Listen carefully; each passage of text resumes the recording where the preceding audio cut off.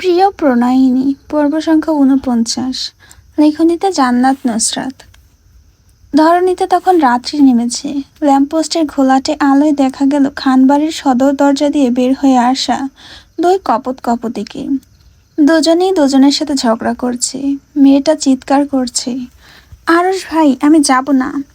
বলছি না আপনার সাথে যাব না। আপনার সাথে 2 ঘন্টা পূর্বে আমার সকল সম্পর্ক শেষ হয়েছে। আমি যাব না আপনার সাথে। আরশ তবুও টেনে হিচড়ে নিয়ে গেল। নুসরাত যাবে না বলে অটল, তাই লেপ্টে বসে গেল পিচঢালা রাস্তায়। এক হাত রাখলো ব্যালেন্স বজায় রাখার জন্য। আরশ তা খেয়াল করলো কিনা বোঝা গেল না। টান বসালো নুসরাতের হাতে। এতেই রাস্তার সাথে ঘর্ষণ লেগে তালু ছিলে গেল। মেয়েটার মুখের বিকৃতি ঘটল সামান্য, তবুও নিজেকে সামলে নিল। ব্যথাটা ততটা প্রকট নয়, সহনীয়। মুখ দিয়ে দীর্ঘশ্বাস বের করতেই এক ঝটকা খেয়ে উঠে আসলো সে। মুখোমুখি হলো আরশের। বিরক্ত স্বর কানে এসে বাড়ি খেলো, চল। ঠোঁট ফেরে কিছু বলতে নেবে নুসরাত, পুরুষালী রুট কণ্ঠ ভেসে এলো সম্মুখ থেকে। যাবি না তুই?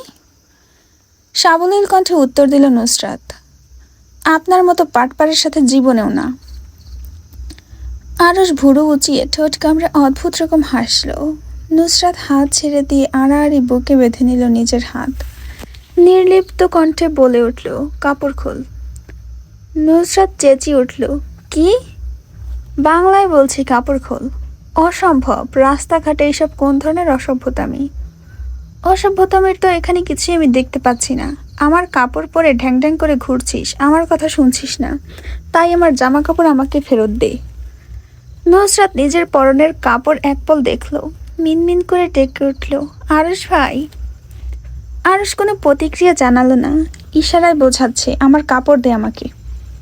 মুখ দিয়ে না চাইতেও তপ্ত নিঃশ্বাস বের হয়ে আসলো। থামলো 2 মিনিট। গম্ভীর মুখে নুসরাতের দিকে তাকিয়ে বলে উঠল, কথার সাথে লাগিয়ে শখানেকবার আরশ ভাই বলবি না। নিজের মায়ের পেটের ভাই ছাড়া দুনিয়ার সবাই হলো পর। নুসরাত ভেঙচি কেটে আগে আগে চলে গেল। এবার আর দিমনা করল না। সামান্য কাপড় দিয়ে রাস্তায় দাঁড়িয়ে যে নিজের কাপড় ফেরত চায়, তার সাথে আবার কিসের সম্পর্ক? এখান থেকে ফিরে গিয়ে সকল সম্পর্ক ডিসমিস করে দেবে। তার চিন্তাকরণের মধ্যে ব্যাঘাত ঘটিয়ে আরশ পেছন থেকে ডেকে উঠল, নুসরাত। নুসরাত ঘাড় বাঁকিয়ে পিছু তাকালো, জিজ্ঞেস করল, কি? ভুরু তুলে ইশারায় জানতে চাইল, ওইদিকে কোন দিকে? নুসরাত অবাক কণ্ঠে জানতে চাইল, তো এদিকে যাব না? আরশ ট্রাউজার পকেটে 2 হাত ঢুকিয়ে হেলে দুলে চলে গেল, সম্মুখের উত্তর দিল না। উত্তর হয়তো প্রয়োজন বোধ করল না দেওয়ার। নাক ফুলিয়ে সেও গেল আরশের পিছু পিছু। ঘড়ির কাঁটায় তখন 7টা। ভবঘুরে মানুষের মতো দুজন ঘুরে ফিরে বাড়ির পথে ফিরতে নেবে। রয়েস হয়ে প্রশ্ন করল আরশ, পলিকে ধাক্কা দিলি কেন? ফালতু কিছু বলে কাটিয়ে নেবে আরশকে। তার মধ্যে আবার শীতল কণ্ঠ ভেসে এলো, একদমই 7ই মার্চের ভাষণ ছাড়বি না। স্ট্রেট ফরওয়ার্ড উত্তর দিবি, না হলে গাছের সাথে বেঁধে বাঁশের কঞ্চি দিয়ে পেটাবো। নুসরাত ভেঙচি কাটল, বলল, পলির বাচ্চা ইশরাতকে ধাক্কা দিয়ে পানিতে ফেলেছে। আরশের মুখ দেখে নুসরাত বুঝল খুব একটা অবাক হয়নি কথাটা শুনে। শান্ত গলায় জানতে চাইল, ছাদ থেকে ফেলে দিলে আবার দেখলাম জালও বেঁধে রেখেছিস গাছের সাথে, কারণ কি? মারবি যখন একেবারে মেরে দিতি। নুসরাত আরশের কথা শুনে মুখ তুলে তাকালো সরাসরি। চোখাচোখি হলো দুজনের। ঘাড় বাঁকিয়ে কিঞ্চিত হেসে জিজ্ঞেস করলো, সাহস দিচ্ছেন? আরশ রাগ করলো, বলল, যা ভাবার ভাবতে পারিস। নেক্সট টাইম আপনাকে ধাক্কা দেব। নুসরাতের মুখের সামনে আরশ নিজের তর্জনী আঙুল আর বৃদ্ধা আঙুল তুলে ধরল। ঠাট্টা মিশ্রিত স্বরে শুধালো, এই মিনি সাইজ নিয়ে? এটাই ছিল নুসরাতকে রাগানোর জন্য। কিয়ৎকাল আরশের পানে শক্ত চোখে তাকিয়ে চেঁচিয়ে বলে ওঠে, আরশ ভাই, আমি কিন্তু 5 ফুট 6 ইঞ্চি। আপনি তো আমার থেকে মাত্র 6-7 ইঞ্চি লম্বা হবেন। এইটুখানি লম্বা হওয়ার এত অহংকার? আপনার থেকে তো পূর্ব পশ্চিম বেশি লম্বা। আরশের মুখের প্রজ্জ্বলতা ধপ করে নিভে গেল। নিষ্প্রাণ চোখে তাকিয়ে শুধালো, পূর্ব পশ্চিমটা আবার কে? ছাত্রদলের নেতা। আরশের বিশেষ মনোযোগ পূর্বের প্রতি গেল বলে মনে হলো না। নুসরাতকে গা জ্বালানোর জন্যই ঠোঁট টিপে বলে ওঠে, মিনি সাইজ ট্যাবলেট আজ থেকে তোর নাম। ছ্যাদ করে উঠল সে, মুখ ভেঙচিয়ে বলল, তাহলে আপনি লার্জ সাইজ ট্যাবলেট। নিরুত্তাপ হাসল, উদাসীনতা নিয়ে বলে উঠল, large size tablet better than mini size tablet. Nusrat আগুনের শিখার মতো জ্বলে উঠল, কথা না বাড়িয়ে চলে গেল সামনে। রাস্তায় দাঁড়িয়ে ঝগড়া করার মুড নেই, কিন্তু আরশ তাকে ছাড়ল না। পিছু থেকে মিনি ট্যাবলেট বলে হাঁক ছুড়ল। এরপর শুরু হলো কথার কাটাকাটি দুজনের মধ্যে। একজন আরেকজনকে বিন্দুমাত্র পরিমাণ ছাড় দিল না। নুসরাত আরশের 14 গোষ্ঠী উদ্ধার করল। অপর পাশ থেকে নিরুত্তাপ প্রতিক্রিয়া আসলো। এই জন্যই লাভার নাই ফুলে ফেঁপে উঠে আরশের দিকে তেড়ে গেল সে। এক পর্যায়ে পৌঁছে গেল হাতাহাতিতে। কেউ কাউকে হাত পা দিয়ে মুখ দিয়ে এক বিন্দু ছাড় দিল না। আরশ এক জায়গায় দাঁড়িয়ে নির্লিপ্ত ভঙ্গিতে কথা বললেও নুসরাত রাস্তা থেকে ছোট ছোট পাথর বালু মুঠোয় ভরে আরশের দিকে ছুঁড়ে মারল। কোনো প্রতিক্রিয়া অপর পাশ থেকে না পেয়ে শেষ পর্যন্ত এগিয়ে এসে আরশের বাহুতে খামচি বসিয়ে দিল। এরপর দুটো কিল। বলল, পাঠার মতো আচরণ বাদ দেন আরশ ভাই। আরশ নিজেও নুসরাতের চুল টেনে ধরে দিল 2 কয়েকবার।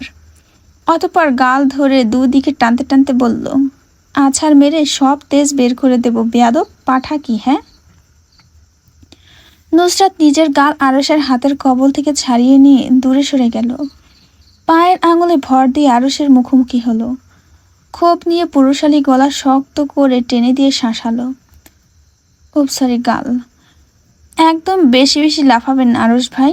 আছাড় মেরে আমার তেজ বের করার আগে আমি আপনাকে এমন এক আছাড় মারব, থাকবেন এখানে, উড়ে গিয়ে পড়বেন শ্বশুরবাড়ির উঠানে। তাছাড়া পাঠাকে পাঠা বলবো না তো কি মহিষ বলবো? আরশ শেষের কথায় ধ্যান দিল না। ঠোঁটের উপর হাত রেখে মুখ ঢাকার বৃথা প্রচেষ্টা চালায়। এমন ভান ধরল যেন নুসরাতের কোনো মজার কথা তাকে শুনিয়েছে। আধো আলোয় স্পষ্ট দেখতে পেল নুসরাতের আঁখে যুগল। অতপর কানে শীষে ঢালার মতোই গা জ্বালানো পুরুষালী স্বর ভেসে এলো, এই হাইট নিয়ে আমাকে আছাড় মারবি? নুসরাতের তেতে ওঠার জন্য এই একটা কথাই যথেষ্ট ছিল। তেড়ে এসে আরশের বুক বরাবর ধাক্কা বসাতে নেবে। আরশ এক হাতের মুঠোয় চেপে ধরল মেইলি হাত দুখানা, মাথা চেপে ধরল শক্তপোক্ত পুরুষালী হাত দিয়ে, তারপর ঠেলে দূরে সরিয়ে দিল।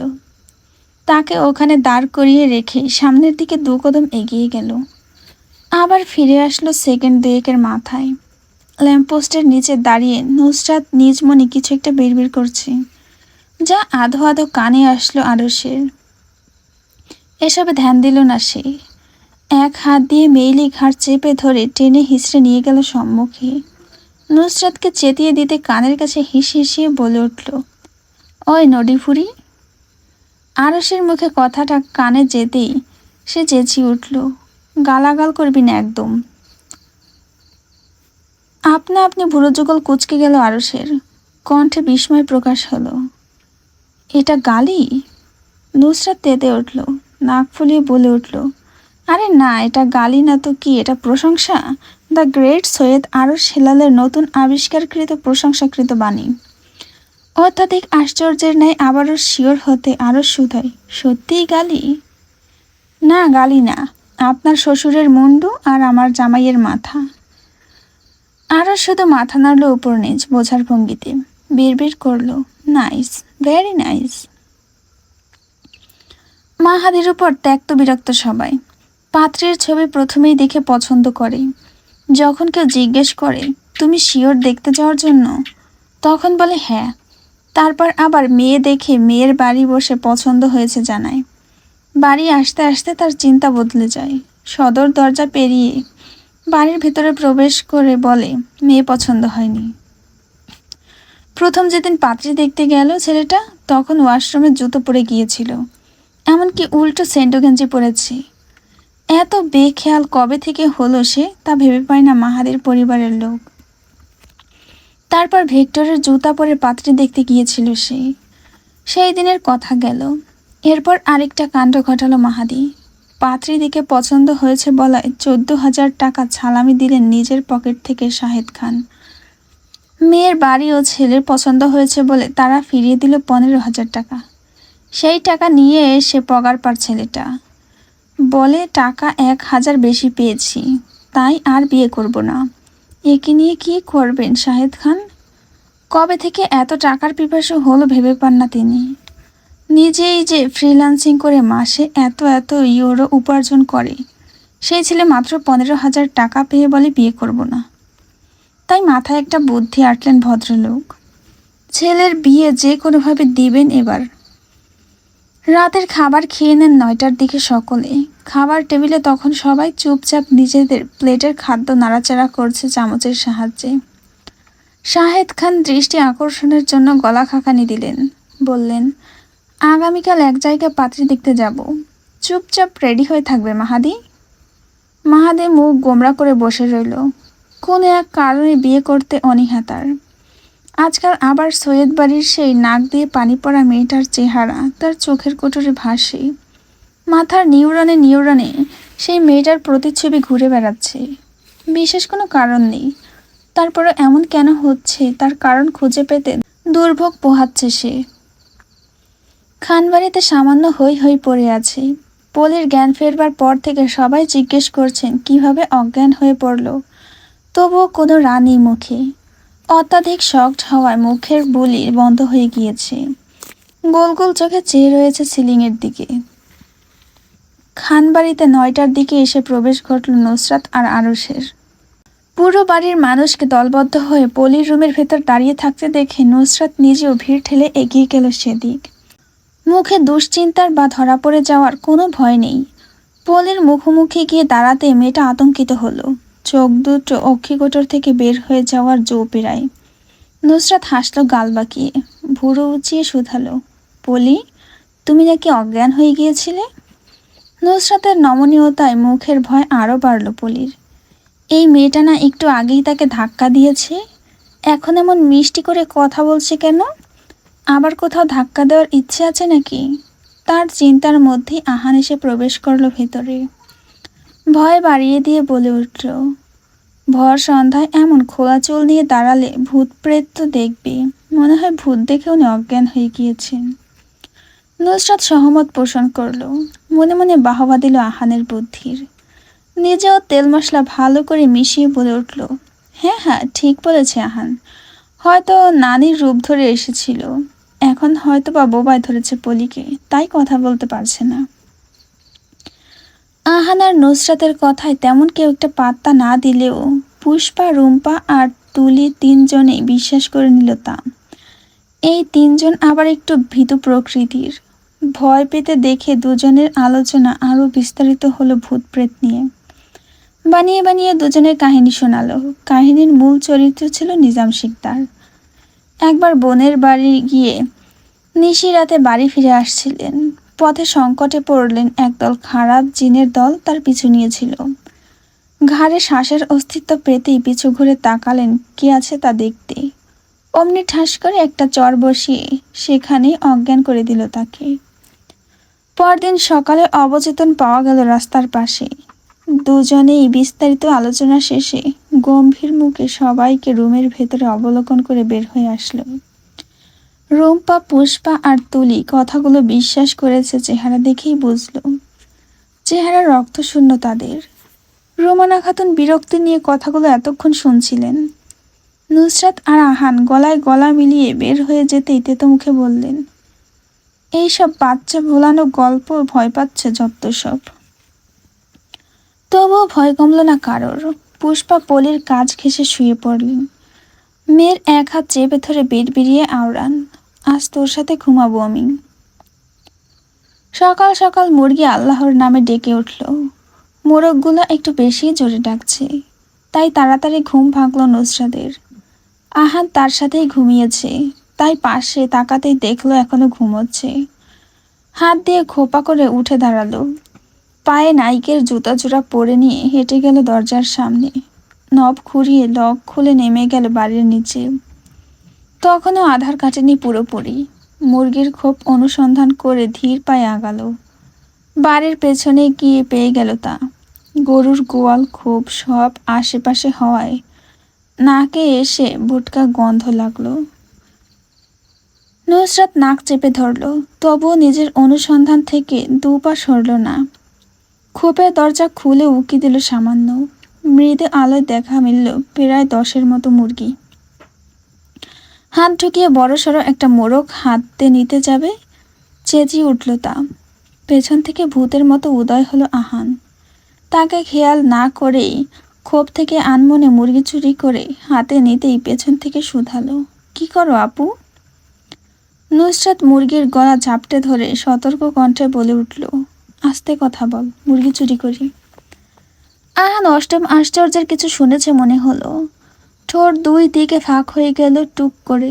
জিজ্ঞেস করলো, নিয়ে যাব কেমনে? নুসরাত হাসল। একটা একটা করে 3টা মোরগ বের করলো। তারপরই নিচে রাখা বটি তুলে নিয়ে ঝাপাং করে কেটে দিল গলা। কোথা থেকে আহান ব্যাগ নিয়ে আসলো, তাতে করে কাটা মোরগগুলো ঝটপট হাতে ঢুকিয়ে নিল। বটি ধুয়ে রাখলো শান বাঁধানো খাটে।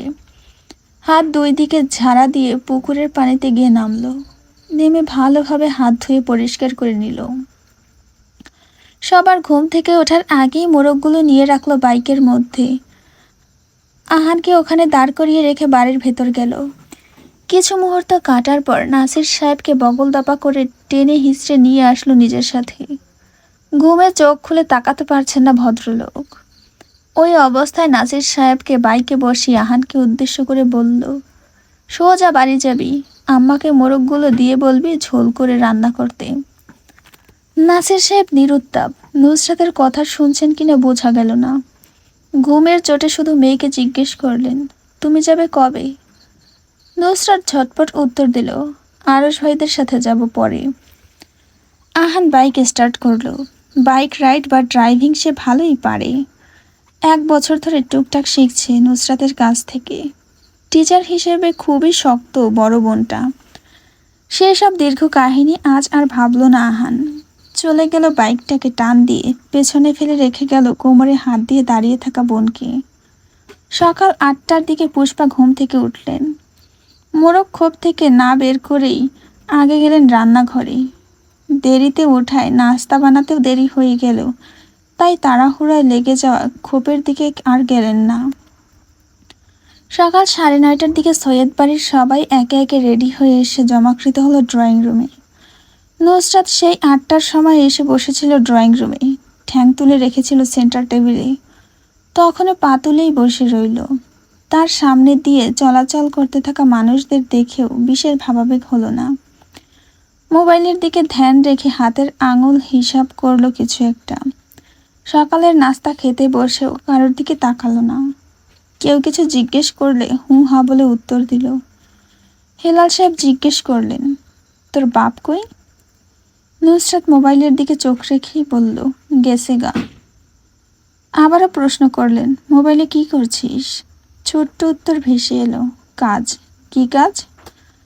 সৈয়দ চয়েসের কিছু কাজ পেন্ডিংয়ে আছে, তা মেইল করছি আবির সাহেবকে। ভুরু কুঞ্চিত করে হেলাল সাহেব জিজ্ঞেস করলেন, আবির সাহেব কি? আরশ মুখের খাবার কচমচ করে চাবালো, বিড়বিড় করে নিজের সাথেই কথা বলল, কে আবার নাগর? মুখে কিছুই বলল না। নুসরাত হাতের কাজ শেষ করে মোবাইল রাখলো টেবিলে। মুখ তুলে তাকালো সরাসরি হেলাল সাহেবের দিকে, বলল, ম্যানেজার। খাবার শেষে টিস্যু দিয়ে হাত মুছল, তারপর মুখ মুছে নিয়ে অগ্রসর হলো সম্মুখে। তখনই কর্কশ শব্দে বেজে উঠল মোবাইলটা। কানে চেপে ধরে বলে উঠল, আসসালামু আলাইকুম আনোয়ার সাহেব, আমি নুসরাত বলছি। ওপাশ থেকে কি বলল বোঝা গেল না। পরপর কপালে গাঢ় ভাঁজ ফেলে বিরক্ত স্বরে নুসরাত বলল, চিনতে পারছেন না মানে কি? আমি সৈয়দা নুসরাত নাসির। হেলে দুলে চলে গেল বাহিরে। ঈর্ষাদের এখনো জ্বর কমেনি, তাই তার জন্য খাবার বেড়ে নিয়ে গিয়েছে জাইন। নুসরাত ঘণ্টাখানিক চেঁচামেচি করল আনোয়ার সাহেবের সাথে। ভদ্রলোককে এক বোঝায় সে, বোঝেন আরেক। ধৈর্য শক্তি হারিয়ে অস্পষ্ট স্বরে চেঁচালো, আপনার বয়স হয়েছে মনে হচ্ছে, এবার নিজের কাছ থেকে ইস্তফা নিয়ে চলে যান। যতক্ষণে সকলে এসে বাড়ির সামনে পৌঁছালো, ততক্ষণে নুসরাতের চেঁচামেচি বেড়েছে। ওপাশ থেকে ভদ্রলোক মিনমিনিয়ে বোঝাচ্ছেন নুসরাতকে। শোনো মা, একটু তো সময় দেবে। হ্যাঁ, এই মাসে নতুন অ্যাক্সেসরি লঞ্চ করার কথা ছিল, কিন্তু তা সম্ভব হয়নি। এখানে আমার দোষটা কি? এগুলো তো এমপ্লয়ীদের গাফিলতি। আপনি বলতে চাচ্ছেন আপনার কোনো দোষ নেই আনোয়ার সাহেব? তাহলে দোষ কি আমার? আপনাদের গাফিলতির দায়ভার কে নেবে? এত বড় লস সামলাবে কে? সৈয়দ চয়েস কেন ঘানি টানবে? নুসরাতের প্রশ্নের তোপে পড়ে ভদ্রলোক চুপ হয়ে গেল। তখন হাতে লাগেজ নিয়ে দাঁড়িয়ে বিদায় নিচ্ছিল সকলে। সাত সকাল হওয়ায় 2 হাত দূরে দাঁড়িয়ে নুসরাতের গলা ফাটানো চিৎকার সকলের কানেই আসে। হিলাল সাহেব গাড়ির গ্যারেজ থেকে বের করতে জাইন উঠে বসলো পেছনে। লিপি বেগম ফ্রন্ট সিটে আর আরশ ব্যাক সিটে। নুসরাত ধ্যানজ্ঞানহীনভাবে মুঠোফোনের ওপাশের ব্যক্তির উপর চেঁচাচ্ছে। কলে কথা বলা অবস্থাতেই এগিয়ে আসলো সে, ভুরু কুচকে শুধালো, বসবো কোথায় আমি? লিপি বেগম নুসরাতের কথায় তাকালেন গাড়ির ভেতর। এমন পরিস্থিতিতে পড়ে যাবেন মনেই ছিল না। ইরশাদের অবস্থা নাজেহাল হওয়ায় বেশ অর্ধেক জুড়ে পেছনের সিটে বসা তারা। আরশ একপাশে কানে হেডফোন লাগিয়ে নির্বিকার চিত্তে বসে আছে। আর কোনো উপায় খুঁজে না পেয়ে স্বাভাবিক কণ্ঠে বলে ওঠেন, আরশের কোলে বসে যা। আরশ চোখ তুলে তাকালো নুসরাতের দিকে। এমন মুহূর্তে নুসরাতও চোখ নামিয়ে তাকালো। চোখাচোখি হলো দুজনের। ঠোঁট চেপে হাসলো বৈশাচিক লোকটা। ভীষণ মজা পেল যেন নুসরাতের পরিস্থিতি দেখে। নিজের উরুর উপর হাত দিয়ে দেখালো। অতঃপর নুসরাতের সোনার মতো করে বলে উঠল, চলে আয়, তোর স্বামীর কোল অনেক বড়। দুপুরের খাবার খেয়ে পাত্রী দেখতে এসেছে মাহাদি। পাত্রী দেখার পর কেউ তাকে আগের মতো জিজ্ঞেস করলো না পাত্রী কি তার পছন্দ হয়েছে। না জিজ্ঞেস করেই সবাই সবার মধ্যে কথার বিনিময়ে ব্যস্ত হয়ে পড়ল। মাহাদির প্রথম খটকা এখানেই লাগলো। ধীরে ধীরে তা আরও বৃদ্ধি পেল যখন খাবার খেয়েও কেউ নড়াচড়া করলো না ফিরে যাওয়ার জন্য। চোরের মতো হাবভাব সবার মধ্যে। মাহাদি চুপচাপ শুধু লক্ষ্য করলো, কোনোরূপ প্রতিক্রিয়া দেখালো না এতে। ফিস করে পাত্রের বাবার সাথে শাহেদ খান কিছু আলোচনা করছেন। আধো আধো বলি কানে আসলো মাহাদের। জিজ্ঞেস করছেন, ইমাম আসবেন কখন? তড়াক করে বাবার পানে একবার চাইল। ভদ্রলোক কথা বলায় ব্যস্ত। মায়ের হাবভাবও স্বাভাবিক, এমনকি আনিকা ও ভিক্টরের। কেউ বিন্দুমাত্র তাকে সন্দেহের সুযোগ দেয়নি যে এখানে এসে বিয়ে দিয়ে দেবেন। ঠোঁট কামড়ে বসে রইল সে। এমন পরিস্থিতির সম্মুখীন হওয়ায় বুদ্ধি সব পালালো জানালা দিয়ে। এখন কি করবে এইসব ভেবে ভেবে নখ কামড়ালো। চিন্তা ভাবনায় ডুবে যেতেই হঠাৎ করে নড়েচড়ে বসলো। মাথায় বুদ্ধি খেলে যেতে ঠোঁটের কোণে হাসি ভেসে উঠল তার। সামনে বসা পাত্রের দিকে তাকিয়ে সংকোচে হাসল। মেয়েটা আসার পর থেকে হাঁ করে তাকিয়ে আছে। হয়তো লজ্জা শরম কম, তাই ড্যাব ড্যাব করে তাকিয়ে আছে তার দিকে। গলা খাখানি দিয়ে সকলের দৃষ্টি আকর্ষণ করল। বলল ওয়াশরুমে যাবে। শাহেদ খান ভাবলেশীন কণ্ঠে বলে ওঠেন, পরে। মাহাদি নিজের কথা জোর দিতে বলে ওঠে, ইটস আর্জেন্ট আব্বু। পাত্রী নিজেই সংকোচবিহীন উঠে দাঁড়ালো। রিনরিনে স্বরে বলে ওঠে, আসুন আমার সাথে। পাত্রীর পিছু পিছু গেল মাহাদি। মেয়েটা একটা রুমে প্রবেশ করে লাজুক হাসি দিয়ে বলল, ওয়াশরুমের দরজা ওই দিকে। মাহাদি অপ্রস্তুত হাসল নিজেও। মেয়েটাকে তাড়ানোর জন্য দ্বিধাজনিত কণ্ঠে বলে উঠল, আপনি যান, আমি 5 মিনিটের ভেতর আসছি। মেয়েটা হেসে চলে গেল। মাহাদি মেয়েটা চলে যেতেই ধপাস করে লাগিয়ে দিল রুমের দরজা। নব ঘুরিয়ে লক করে দিল রুম। আশপাশে চোখ বুলিয়ে যতটুকু ঠাহর করতে পারল তা হলো এটা রেস্ট রুম। জানালার সামনে গিয়ে থাই গ্লাসে ধাক্কা দিতেই তা খুলে গেল। জানালায় কোনো প্রকার গ্রিল না থাকায় অনায়াসে বেরিয়ে গেল সে। তাড়াহুড়োয় এক পায়ের জুতা রয়ে গেল রুমে। অন্য পায়ের জুতা পরে চোরের মতো ভাগল পাত্রী বাড়ির ত্রিসীমানা হতে।